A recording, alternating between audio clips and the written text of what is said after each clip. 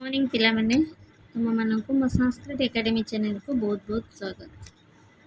जो मैंने प्रथम कि मो वीडियो देखुंत से मैंने दयाक लाइक कर शेयर कर सब्सक्राइब कर।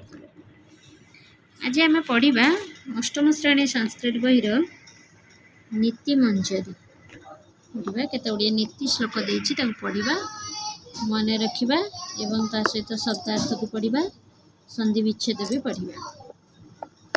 देख पढ़ा ओडिया अनुवाद करवा। संस्कृत साहित्य नीतिरत्नावली समृद्धम शृंखलित मानव समाज संगठनाय महात्मानं नीतिश्लोकानां विरचितवन्त। छात्राणां चरित्र निर्माणाय नीतिकाराणां कतिचित् श्लोकाः अत्र उपस्थापिताः। संस्कृत साहित्यम संस्कृत साहित्य रे नीति रत्नावली भी समृद्धम। संस्कृत साहित्य केते गुड़िए नीति रत्नावली को लेकिन गठित अटे। शृंखलित मानव समाज संगठनाय शृंखलित मानव समाज को शृंखलित करने पई महात्मानं नीति श्लोकान विरचितवन्त। महात्मा माने केते गुड़िए नीति श्लोक को विरचित करिसेंती। छात्राणां चरित्र निर्माणाय नीतिकाराणां कतिचित् श्लोकाः अत्र उपस्थापिता। छात्र मानक चरित्र निर्माण पई नीतिकार गुड़िक केते गुड़िए नीति श्लोक को एठारे उपस्थापित करिसेंती। केवल जे छात्र मानक चरित्र निर्माण पई नीति श्लोक विरचित ताहा नुहे, वृद्ध व्यक्ति वयस्क व्यक्ति मानक पई मध्य यह उद्दिष्ट अटे। इस श्लोक समस्त उद्दिष्ट अटे। यह पढ़ा एवं ताको आमे कार्य व्यवहार करने उचित। देख 1 नंबर श्लोकटी पढ़ा ओडिया अनुवाद करवा। अभिवादनशीलस्य नित्यं वृद्धोपसेविनः चत्वारि तस्य वर्धन्ते आयुर्विद्या जशबलम्। कौनटी अभिवादनशीलस्य यार ओडिया अर्थ को देखिनबा। अभिवादनशीलस्य अर्थ प्रणाम करुथिबा। नित्यम कहले सबु बेले। वृद्धोपसेविन कहले वयोज्येष्ठ व्यक्ति ठारे सेवारत। आयु अर्थ आयुष। जस अर्थ कीर्ति। बलम अर्थ मनोबल। वर्धन्त अर्थ बढ़े। यह तार आमर रोचे ओडिया अर्थ। तार संधि विच्छेद ये देछि वृद्धोपसेविनः। वृद्ध युक्त उपसेविनः ये थिला तार अर्थ। आउ एटा होछि संधि विच्छेद। तापर आमे श्लोकटी को बुझिबा। देखो अभिवादनशीलस्य अर्थ कोन प्रणाम करिबा।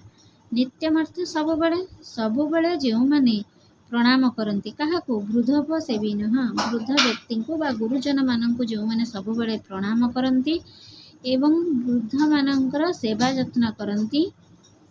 तस्य चत्वारि तस्य वर्धन्ते से मानकर 4 गोटी गुण वृद्धि लाभ हुए। कौन ना आयु विद्या जश आउ बल। से आयुष तंकर वृद्धि हुए कारण से मानकर आशीर्वाद तंक ऊपर सबुबले थाए। जे माने प्रतिदिन गुरुजन मानक प्रणाम करती एवं बुढ़ा बुढ़ी लोकंकर सेवा शुश्रूषा करती से आशीर्वाद सब रहे। से आयुष वृद्धि हे, विद्या बढ़, जश कहले ख्याति बढ़ एवं बल बढ़ी थाए। एथारे तार संस्कृत अनुवाद ज पूज्यान गुरुजनान प्रणमति सर्वदा वयोज्येष्ठान प्रति सेवाकारायण भवति तेषाम् आशीर्वादात् प्रणामतः जनस्य चत्वारि वर्धन्ते स दीर्घायु विद्वान् यशस्वी शक्तिमान च भवति। ज पूज्यान गुरुजनान प्रणमति जो लोक माने गुरुजन मानंकु प्रणाम करती सर्वदा वयोज्येष्ठान प्रति सेवापरायण भवति सबुबले वयोज्येष्ठ व्यक्ति प्रति सेवापरायण मनोभाव रखती।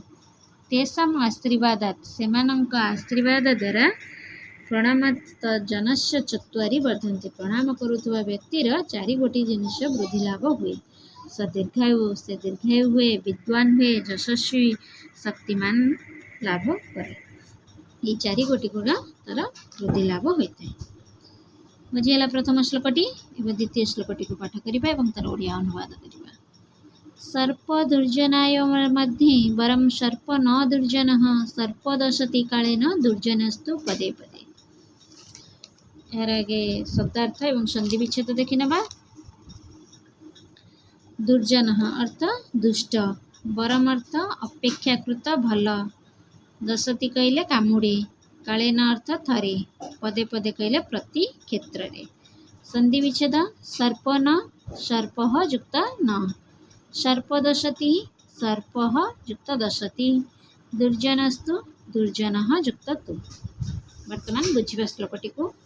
सर्प दुर्जन मध्ये, सर्प आउ साप आउ दुर्जन मध्य रे एठारे तुलना करा जायछि। बरं सर्प न दुर्जनः, साप आउ दुर्जन मध्य रे सापटी श्रेयस्कर अटे दुर्जन ठारू। सर्प दशति कालेन दुर्जनस्तु पदे पदे, सर्प जीवन काल मध्य रे थरे ही दंशन करे, किंतु दुर्जन व्यक्ति प्रति क्षेत्र रे ही हमको आघात देइथे।